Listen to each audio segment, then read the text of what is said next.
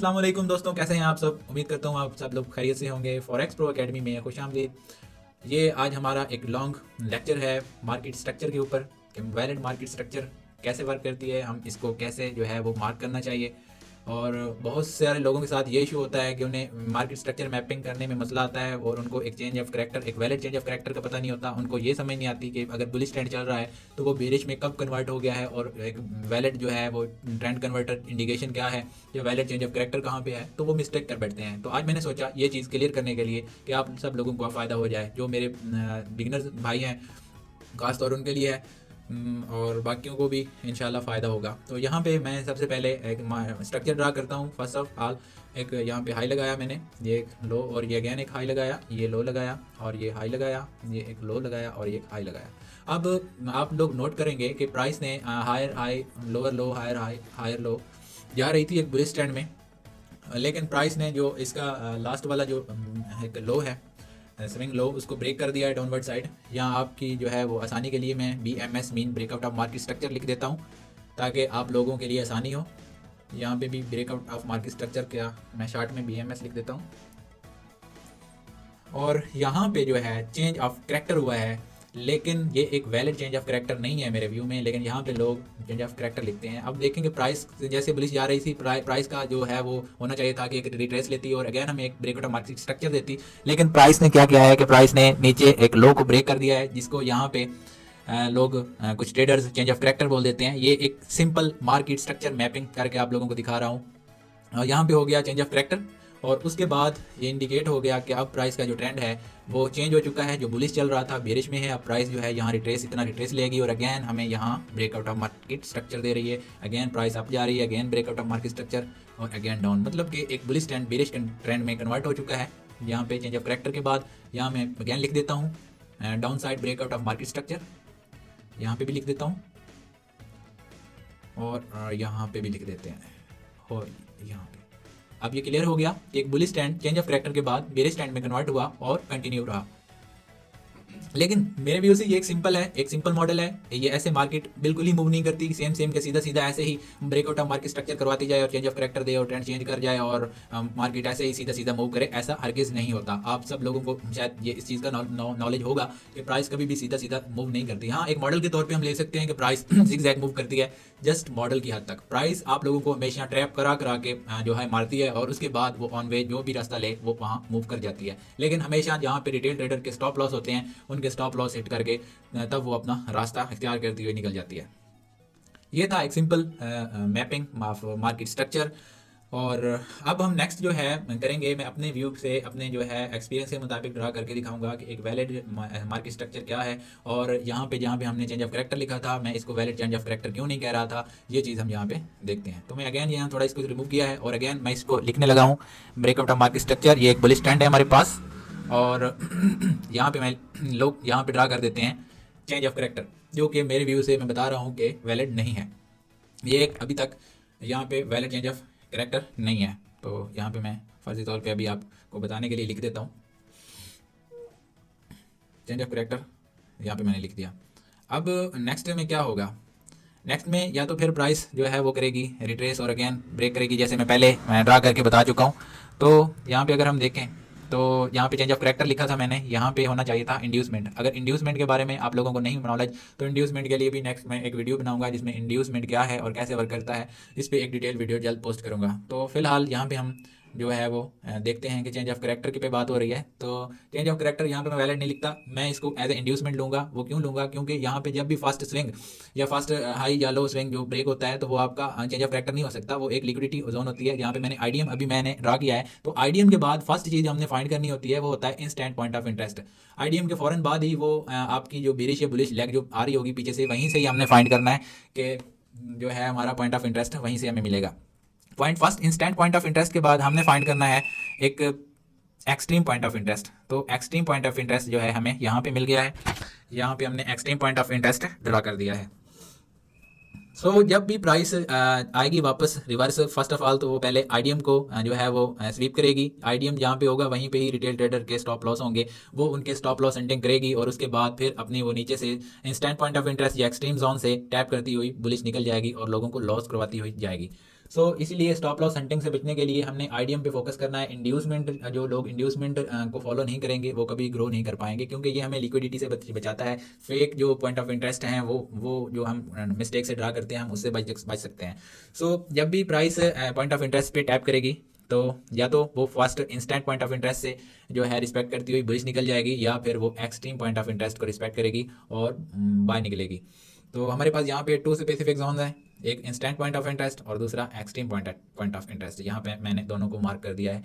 अब इस सिचुएशन में अभी तक जो है जो ट्रेंड है हमारा वो बुलिश है, बेरिश में कन्वर्ट नहीं हुआ। जहाँ पे मैंने आईडीएम लगाया है यहीं पे लोग मिस्टेक करते हैं और वहाँ पे वो लगा देते हैं चेंज ऑफ करेक्टर। वो समझते हैं कि अब इसका जो है वो ट्रेंड चेंज हो चुका है और जो है वो, लेकिन ऐसा नहीं होता। अभी हम देखते हैं इसको यहाँ पे कि ये एक बुलिश ट्रेंड है और ये एक वैलिड जो स्पेसिफिक जोन जो हमने ड्रा कर दिया यहाँ पे। तो जब भी याद रखिएगा कि जब भी जोन पे, किसी भी जोन पे, चाहे वो इंस्टेंट जोन हो या एक्सट्रीम जोन हो, जब भी प्राइस टैप करे तो हमने इंस्टेंट बाय या सेल नहीं करना। हमने वहाँ पे एक ट्रेड कंफर्मेशन का वेट करना है।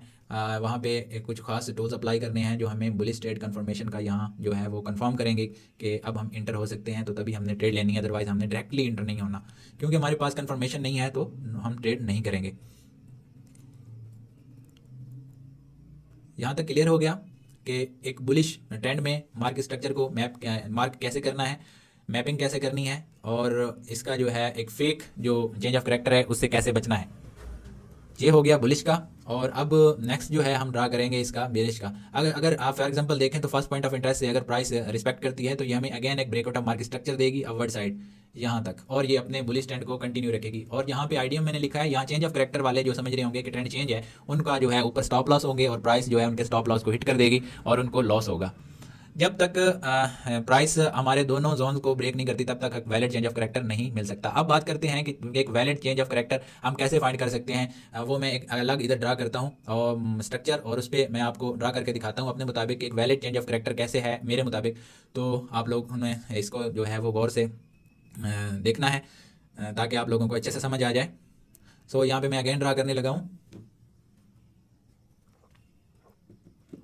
ये मैंने बुलिश स्ट्रक्चर ड्रा किया है। यहाँ पे आपके आसानी के लिए मैं लिख देता हूँ ब्रेकआउट ऑफ मार्केट स्ट्रक्चर,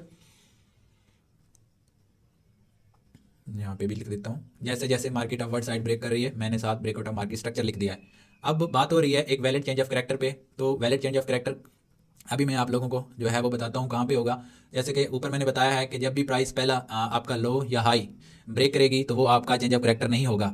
यहाँ पे हम चेंज ऑफ करेक्टर नहीं लिखेंगे, यहाँ पे हम लिखेंगे हमारा आईडीएम इंड्यूसमेंट। जब भी फर्स्ट हाई या लो रिवर्सल मार्केट में रिवर्स आएगी और ब्रेक करेगी तो वो हमारा इंड्यूसमेंट होगा, ना कि वो हमारा चेंज ऑफ करेक्टर होगा। यहाँ तक हमने लिख दिया इसको इंड्यूसमेंट। इंड्यूसमेंट के बाद ऑलरेडी मैं आपको बता चुका हूँ जब इंड्यूसमेंट हो जाए तो हमने फाइंड करना है पहला point of interest, first instant point of interest zone लगानी है। उसके बाद extreme point of interest zone को हमने फाइंड करना है, जो यहाँ पे मैं मार्क करके आप लोगों को दिखा रहा हूँ। ये हो गया सेम, ये सेम मॉडल है जो ऊपर मैंने आपको दिखाया है, स्क्रॉल किया अभी। तो अब इस सिचुएशन में या तो price first point of interest zone से जाएगी या सेकंड से जाएगी, या फिर दोनों को फेल करके प्राइस अगर नीचे की तरफ ब्रेक कर जाती है तो इस सिचुएशन में क्या करना होगा, या इस सिचुएशन में हमें फिर क्या देखना होगा। अगर प्राइस दोनों को फेल कर जाती है, ऐसे मूव करती है और नीचे की तरफ ब्रेक हो जाता है, तो उसके बाद हमने ड्रा करना है चेंज ऑफ करेक्टर। तो यहाँ पे हमारा आ जाएगा चेंज ऑफ करेक्टर और ये होगा हमारा एक वैलिड चेंज ऑफ करेक्टर जिसको हम बोल सकते हैं। ऊपर आप देख लें जहाँ पे मैंने आईडीएम ड्रा किया था, लोग वहाँ पे चेंज ऑफ करेक्टर ड्रा करते हैं और जो है वो ट्रैप हो जाते हैं और समझते हैं कि ट्रेंड चेंज हो गया है। लेकिन अभी जो इस सिचुएशन में आप देख रहे हैं यहाँ पे असल ट्रेंड चेंज हुआ है। यहाँ पे दो हमारे पास जो स्पेसिफिक जोन थी, एक इंस्टेंट जोन थी और दूसरी एक extreme point of interest zone थी, दोनों को जब उसने ब्रेक कर दिया है तो अभी हमारे पास फाइनली जो है चेंज ऑफ करेक्टर मिल गया है हमें।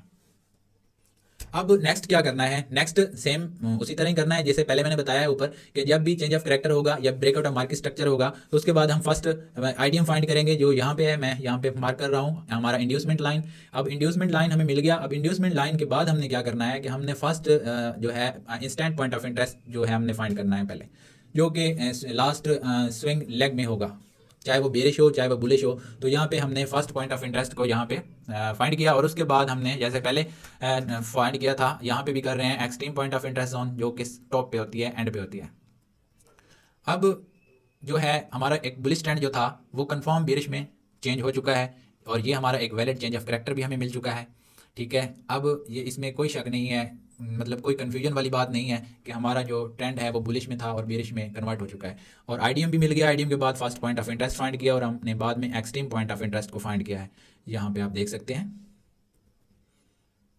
और अब प्राइस नेक्स्ट क्या करेगी या नेक्स्ट पॉसिबल क्या हो सकता है कि प्राइस जो है अब अगर अपवर्ड साइड की तरफ रिट्रेस लेगी, आईडीएम की तरफ ऐसे जाएगी और फर्स्ट पॉइंट ऑफ इंटरेस्ट पे टैप करेगी, तो वहाँ से ये सेल करके ड्रॉप होगी और हमें एक न्यू ब्रेकआउट मार्केट स्ट्रक्चर देगी डाउनवर्ड साइड और अपने बेस स्टैंड को ये कंटिन्यू करेगी। या फिर अदर सिनेरियो, अगर price first point of interest पे होल्ड नहीं करती और ये ऊपर एक्सट्रीम पॉइंट ऑफ इंटरेस्ट पे टैप करती है यहाँ पे, तो हम अगेन वहाँ पे सेल ट्रेड कंफर्मेशन का वेट करेंगे और वहाँ से हम इसको सेल करेंगे और ये इसका जो स्विंग लास्ट लो होगा ये इसका टारगेट होगा। प्राइस वहाँ से हमें सेल ट्रेड जो है वो दे सकती है। तो ये ऊपर देख सकते हैं, बुलिश में बताया था कि जब भी प्राइस जोन पे टाइप करेगी तो हमने डायरेक्ट ट्रेड बाय सेल नहीं करना, हमने हमेशा एक ट्रेड कंफर्मेशन का वेट करना है, जो कि हमें स्मॉल टाइम फ्रेम में देखना है कि एक वैलिड कंफर्मेशन होगी और उसके बाद हम इस एरिया से सेल करेंगे। कभी भी डायरेक्ट ट्रेड बाय सेल नहीं करना, क्योंकि हमें फिर नहीं आइडिया होगा कि वाकई प्राइस उस जोन को, जिस जोन पे वो टैप कर रही है उसको रिस्पेक्ट भी कर रही है या नहीं। हम पहले वो जजमेंट करेंगे और उसके बाद हम सेल या बाय ट्रेड को देखेंगे। और ट्रेड कंफर्मेशन कैसे करनी है और किस तरह करनी है, किस तरह वर्क करेगा और क्या हमने इंटर किस तरह का होना है, किस जगह से होना है, हमारा स्टॉप लॉस कहाँ होगा, हमारा टारगेट कहाँ होगा, तो वो नेक्स्ट वीडियो में आपको बताएंगे। फिलहाल हमारा टॉपिक था मार्केट स्ट्रक्चर मैपिंग का और एक valid change of character find करने का, और हमें ये क्लियर करना था कि हमारा जो बुलिश ट्रेंड है वो बेरिश में कैसे कन्वर्ट होता है और बेरिश ट्रेंड बुलिश में एक कैसे एक वैलिड कन्वर्टेशन होती है इसकी। तो ये आज के लिए ये मैंने जो आप लोगों के साथ शेयर किया। अगर आप लोगों को मेरी ये वीडियो अच्छी लगी हो, अगर आप लोगों को मेरा ये टीचिंग वे पसंद आया हो और आप लोगों के लिए हेल्पफुल साबित रही हो, तो आप लोगों ने कमेंट्स में अपने व्यूज़ फीडबैक देनी है, रिव्यूज़ पोस्ट करने हैं। अगर कोई क्वेश्चन हो तब भी आप लोगों ने कमेंट में मुझसे पूछ सकते हैं। और अगर आप लोगों ने मुझसे डायरेक्ट व्हाट्सएप पे नंबर पर रब्ता करना है तो यहाँ पे यहाँ आपको मेरा व्हाट्सएप नंबर भी शो हो रहा है, आप मुझसे व्हाट्सएप नंबर पर रब्ता कर सकते हैं। मैं आपके हर क्वेश्चन का जो है वो रिप्लाई करूँगा। तो आज के लिए इतनी काफ़ी है, मिलती है नेक्स्ट वीडियो में, तब तक के लिए इजाज़त चाहूँगा। दुआओं में याद रखिएगा। अल्लाह हाफिज़।